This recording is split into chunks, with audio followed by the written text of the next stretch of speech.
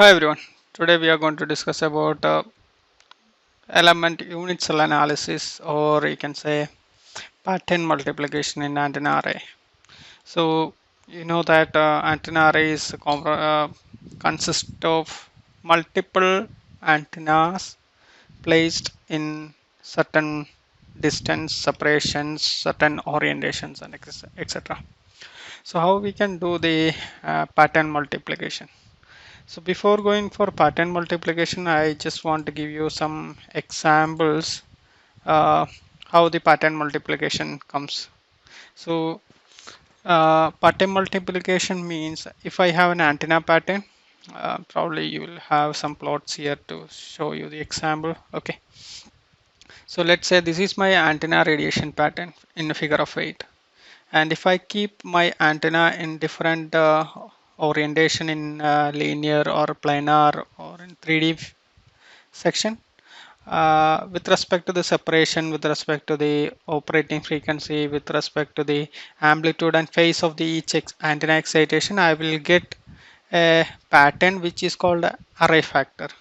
So the array factor pattern is independent on your element pattern. Okay, so it is assuming that each antennas are isotropic antenna. If I keep isotropic antenna across this plane and give some separation, excite with different amplitude and phase, what will be the isotropic antenna radiations? This is what isotropic antenna will radiate.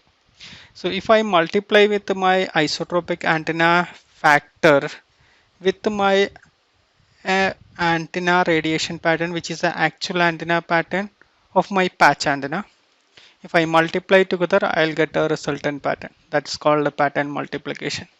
Okay, so we are going to do that one. How we can see how we can do it in a simulation software. So here I have a radiating patch antenna here.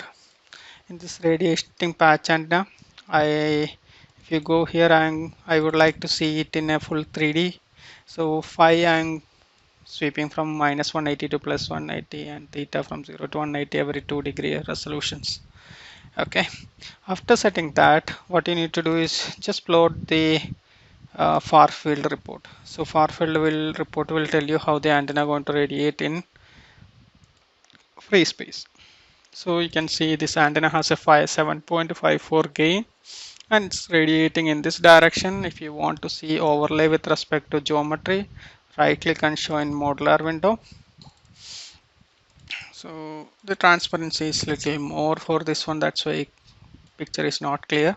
Right click, go here, radiating fields, transparency, make it a 0. So you can make this one a little bigger by changing the scaling factor. So this is how the antenna is going to radiate at that 2.4 gigahertz. Okay, so we want to know if I have going to create an antenna array with respect to this the unit cell, how that is going to radiate. So for that, what we can do is there is an option here, right click, and there is an antenna array setup. So you have to right click on the radiation, go to antenna array setup. There is a two option for you. By default it will be no antenna array setup. Then you can use a regular antennas array setup or custom antenna array setup. Okay, so here what I'm going to do is I'm going to select regular antenna array, click on the next tab, then it will ask you what is a point at which the antenna is located. So I kept 0 0 0. And do you want the antenna placed in x y, then you keep u vector along x, v vector along y. And if you want to keep it in some other direction, other plane, you can keep it according to the selection. Next thing is you need to see what is the separation between the element. So this antenna is working at a 2.4 gigahertz. So if I multiply that, if I find out the wavelength at a 2.5 gigahertz, it will come 12. So this antenna is at 2.4. So this will come at a 2 by 2.4, 12.5 centimeter is my wavelength. So lambda by 2 separation, if I am going to take the separation, will be 6.25. So I kept a 6.25 is a separation in my x direction and 6.25 direction along the y direction. So this is my x and this is my y. Then it will ask you how many elements you have it. So in x direction I have 5 elements, in y direction I have 5 elements, and it this one I'll explain you in a couple of minutes. Okay, and what I'm going to do is just click OK. So what will happen is the pattern of this antenna will change with respect to that antenna orientation. So this is going to be the antenna pattern of your uh, array, which is 5 by 5 array. So you can see this is looks like very odd. The main reason is the scale is about 100 dB, more than 100 dB. So you can control the scaling by double clicking here. Go to Axis RHO tab, and here you can specify maximum, specify minimum. So you put minus 25 dB. Okay.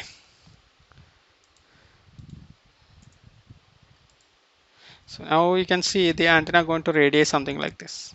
Okay, it has multiple uh, radiations. So this is the radiation pattern which is going to come out here.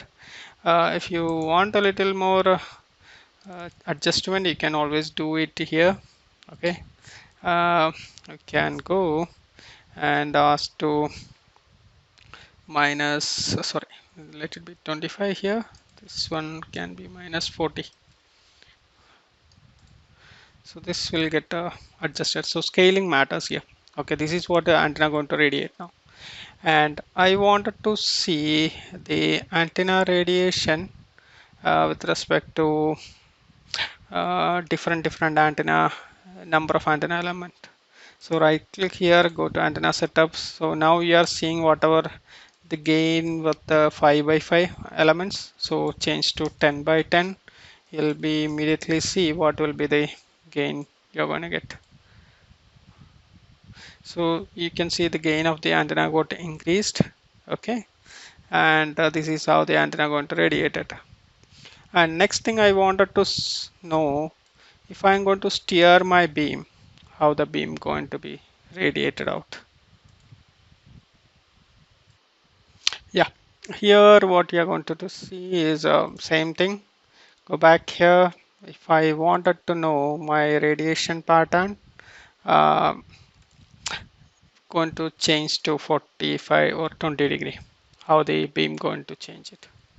So you can see this is going to, it's already shifted 20 degree.